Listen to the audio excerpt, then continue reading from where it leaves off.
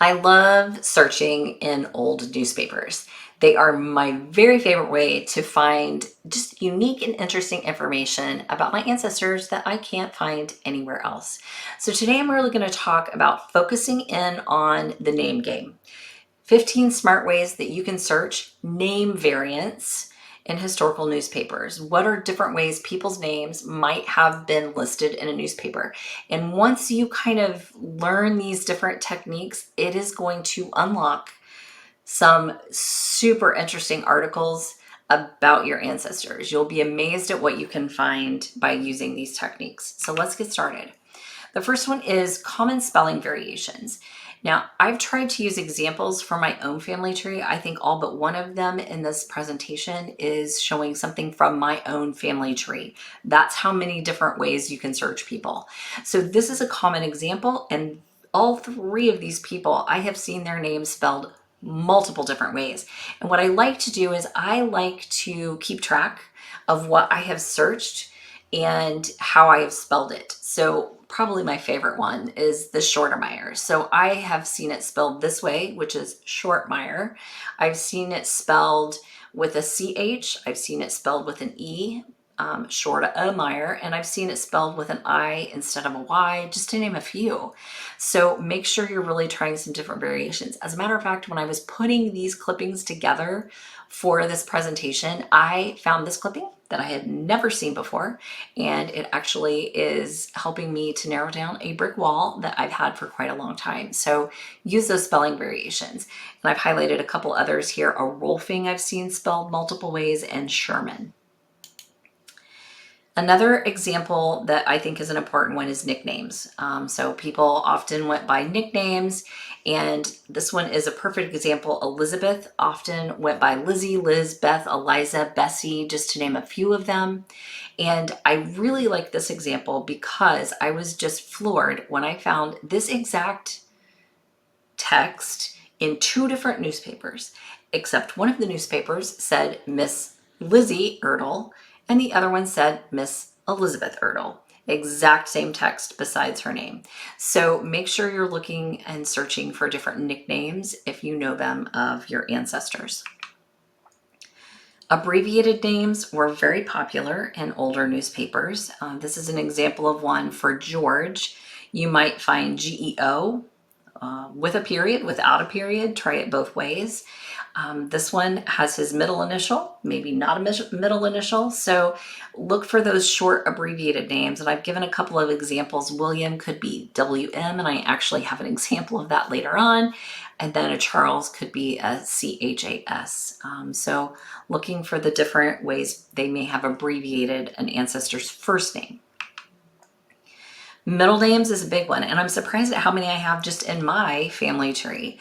So the example that I have for you here in this box is actually my third great grandfather. He was William Warder Hamilton was his official name, but he always went by Warder Hamilton. And so almost every newspaper clipping I have of him is Warder Hamilton versus William Warder. And this one down here actually has my great grandmother and her dad's name both listed, and they were middle names as well. So she was Sally Disney, and she always went by Disney, and he was William Lee, and most often went by Lee. So great examples of searching just middle names for family members.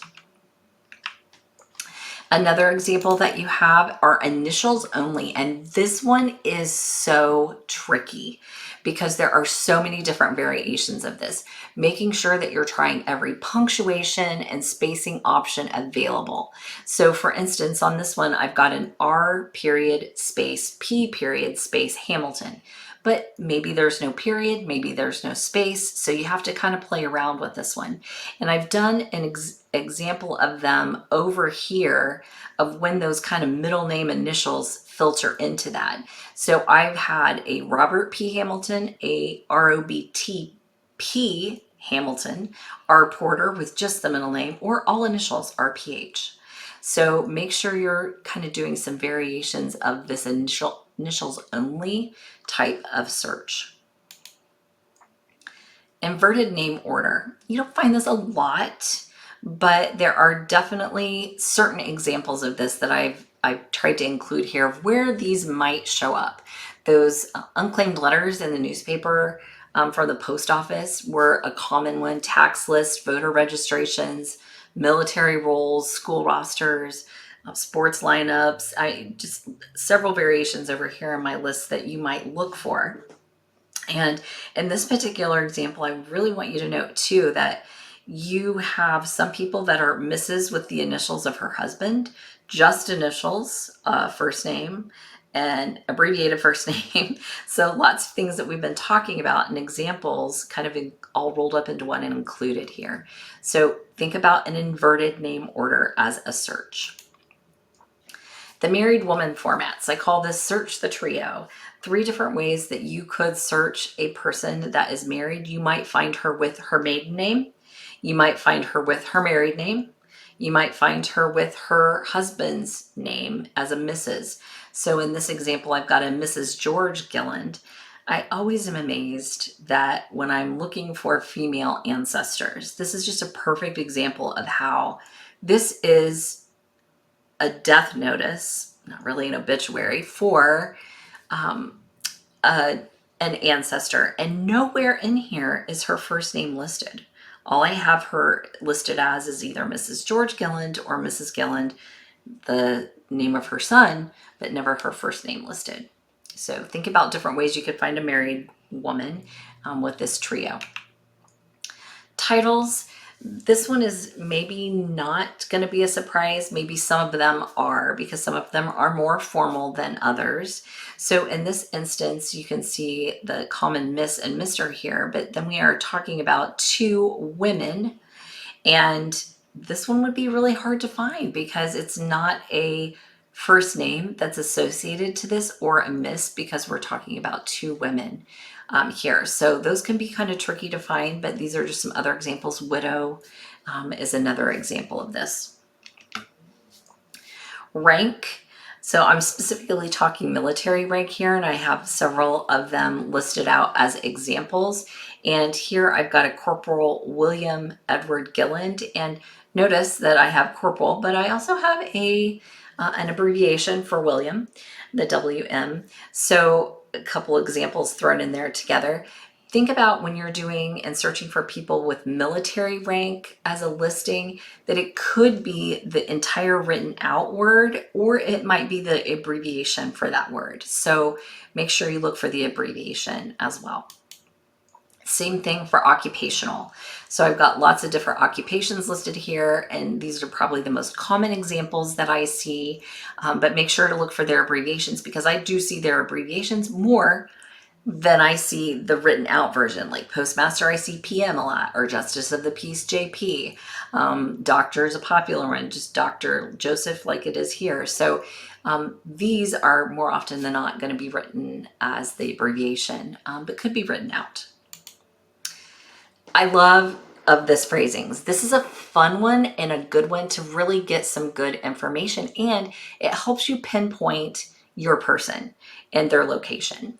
So this is an example of Henry Hanekamp of St. Maurice. A lot of times it will say that, or it will give the city or our county here. So I know that my Henry Hanekamp was the only Henry Hanekamp in St. Maurice. And so that helps me place this article with my Henry Hanekamp. Now, where this can get a little bit tricky is when you have an article like this one here, because this one is near this place. So I can't take just this little clipping of the article. I need to know the broader newspaper. I need to know what is the location of this newspaper. I need to know, was this a particular section of a newspaper that was talking about a small town in the area? So this is talking about Mary Bushing, and she died at the residence of her father, George Gilland, near this place. So I'm going to need to know in the newspaper, what does near this place refer to? Relationship phrases are great ones to help you determine relationships. So you might have children relationships, you might have sibling relationships, you might have a widow or consort of a person listed as examples of relationship phrases. And this one we have 2. So this one is talking about a wife and her father was George Gilland. So no name of this person, but we know she was the wife of Henry Bushing and her father was George Gilland. So it gives us some clues to help figure out what a first name would be here. Marriage formats and society pages, be careful on this one because they weren't always consistent. And I've given you 2 examples here to list that. So a lot of times you'll see a first slash last name of the married couple or the couple getting married. And it's not always a certain person first. So for instance, in this one, the Winning Honert marriage, the Winning was the woman and the Honert was the man. In this one, we have the exact opposite. The Wagner was the man, the Gilland was the woman. So those can be flip-flopped, so think about that when you're searching. Compound names can be tricky. I have one in my family, Von Pool, that can be a little bit difficult to find. Not only is the spelling weird sometimes, but sometimes I find it as Von Pool with a space like this example here, and sometimes I find it Von Pool together, no space, sometimes capital, sometimes not capital. So think about that when you're looking for names, particularly last names, surnames, that are what I consider compound names. And then the last one, this one is the hardest because it could just plain be wrong. I have 2 examples of the same person and neither one of them are spelled correctly. So this is an example. The last name should be Gilland, Gilland. This one is missing the D for some strange reason. It could be because maybe the person that is writing this article didn't know how to spell it. They didn't hear it correctly. So that is an example of one that I found by accident. And then this one is another one that I found by accident, that this one is really wrong, but it is my person. And so think about that, just sometimes putting in things that, maybe it doesn't look like and is spelled like your name, but maybe it sounds similar. You might try that just to be kind of plain wrong, and you might find it sometimes. So let's recap just to kind of go back over each one of these different types of ways that you can search name variants in old newspapers. Common spelling variations, make sure you're keeping a list of those so you know what you've searched.